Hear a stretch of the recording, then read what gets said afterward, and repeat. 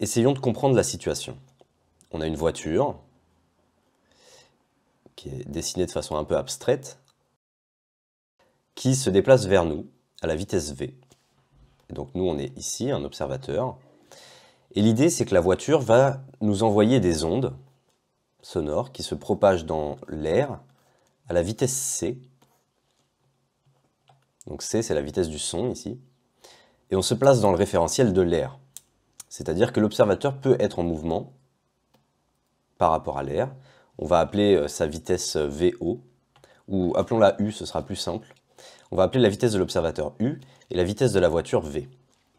Alors, si la voiture se déplace dans l'autre sens, si elle s'éloigne, donc si la flèche est vers la gauche, on va simplement dire que la vitesse est négative, que V est négatif. Pareil pour l'observateur, si l'observateur se déplace vers la droite, U est positif. Si l'observateur se déplace vers la gauche, U sera négatif. Donc maintenant qu'on a ces conventions-là, on va essayer de décrire les ondes d'une façon plus simple. Au lieu d'imaginer des fronts d'ondes comme ça successifs, on va imaginer simplement une petite bille, que la voiture envoie des billes successives, qui se déplacent toutes à la vitesse c, et que ces billes, on les reçoit en tant qu'observateur.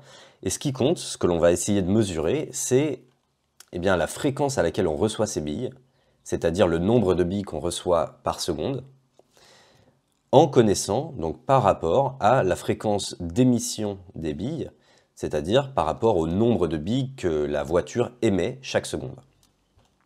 Alors ici, on va appeler FE la fréquence d'émission des billes, donc pour savoir combien de billes la voiture émet chaque seconde. Et on va appeler FO, ou FR, disons, la fréquence reçue, c'est-à-dire combien de billes l'observateur reçoit chaque seconde. Alors bien entendu, là on parle avec des billes, c'est une analogie.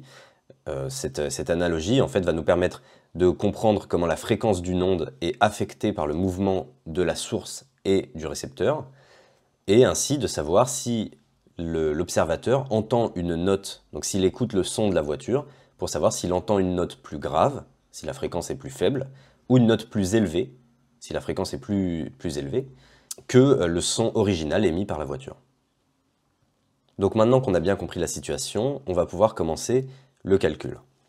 Alors imaginons qu'à un certain instant t égale 0, la voiture se situe à une certaine position. On va la dessiner par un carré, un rectangle, ce sera plus simple.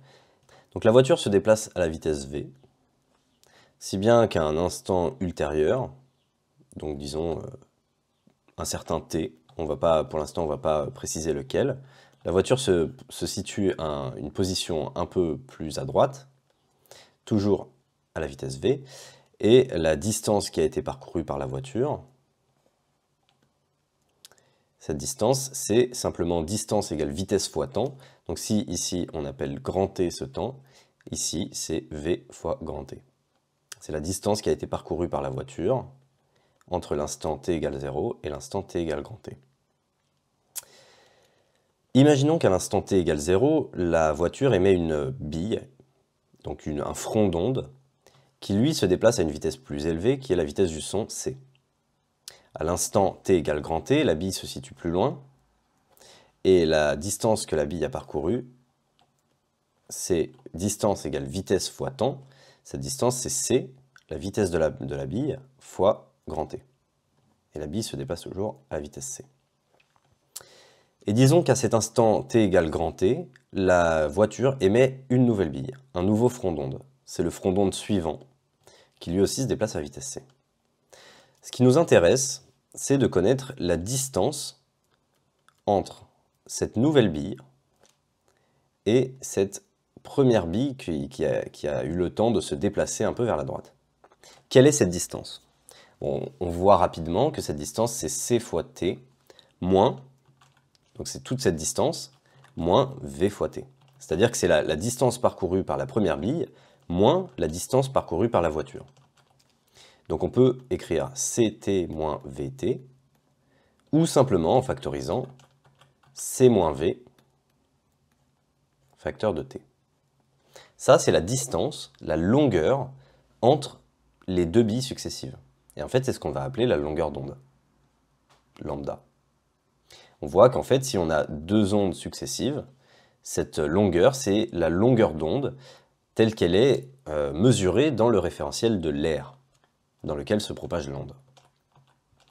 Donc on a obtenu la longueur d'onde, et maintenant ce qu'on veut, c'est savoir à quelle fréquence correspond cette longueur d'onde lorsqu'elle est reçue par l'observateur. Dans un deuxième temps, on a l'observateur qui reçoit à t égale 0. Alors c'est un autre t égale 0, bien entendu. On imagine qu'on repart à une certaine origine de temps, et à ce t égale 0 là, l'observateur reçoit la première bille. Et la deuxième bille, en attendant, est un peu plus loin. Elle n'est pas encore arrivée à l'observateur, et la distance, ici, entre les deux billes, c'est lambda, la longueur d'onde. Les deux billes se déplacent toujours à la vitesse c, la vitesse du son. Et donc, à un certain instant, disons grand T', l'observateur va recevoir la deuxième bille. Mais l'observateur, bien entendu, se déplace. Et donc la deuxième bille, il la reçoit à une certaine position un peu décalée par rapport à la première. Et on a dit qu'il se déplaçait à la vitesse u. Et donc ce qu'on cherche, c'est à savoir combien de temps, quel est ce grand T', c'est-à-dire combien de temps s'est écoulé entre la réception de la première bille et la réception de la deuxième bille. Alors pour faire ce calcul, on va tout d'abord remarquer deux choses. La première chose, c'est que cette distance-là, la distance entre la deuxième bille à l'instant t égale 0 et l'observateur à l'instant t égale grand T', c'est simplement la distance qu'a parcourue la deuxième bille en un temps t'. Et donc, distance égale vitesse fois temps, la bille se déplace à la vitesse c, et donc cette distance c'est c fois t'. Maintenant, on sait également que cette distance-là, je vais la noter ici, ce sera plus simple, cette distance-là, c'est la distance parcourue par l'observateur en un temps t'. L'observateur se déplace à la vitesse u, et donc cette fois-ci c'est u fois t'. Et donc là on peut écrire une relation, on voit que lambda plus ut', ça donne cette longueur totale qui est c fois t'. Alors, je vais me déplacer un peu, et donc on peut écrire, comme je disais, ct' égale lambda plus ut'. Et nous, ce qui nous intéresse, c'est de connaître t'. Donc on peut soustraire ut' de chaque côté, et on obtient c moins u fois t' en factorisant, égale lambda. Et lambda, on avait déjà vu au-dessus que c'était c moins v fois t.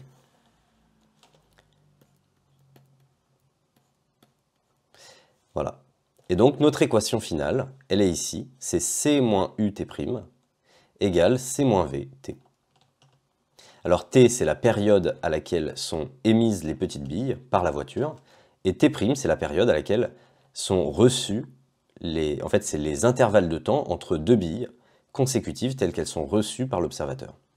Et donc si ce qui nous intéresse, c'est la fréquence c'est l'inverse de la période, c'est le nombre de billes qu'on reçoit par unité de temps. Et donc là, on peut écrire que c moins u divisé par la fréquence reçue, la fréquence telle qu'elle est mesurée par l'observateur, est égal à c moins v divisé par la fréquence telle qu'elle a été émise, la fréquence émise par la voiture. Et donc pour finir, si notre but c'est d'obtenir l'expression de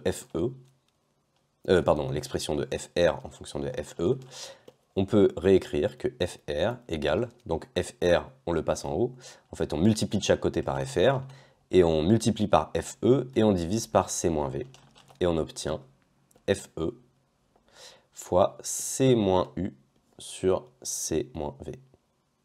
Et ça, c'est la formule classique de l'effet Doppler en une dimension pour les ondes sonores. Et en fait, ça marche pour n'importe quelle onde qui se propage dans un milieu qui définit un référentiel bien précis. Donc par exemple ici, l'air qui définit un référentiel absolu dans lequel on peut mesurer la vitesse de l'observateur et la vitesse de la voiture.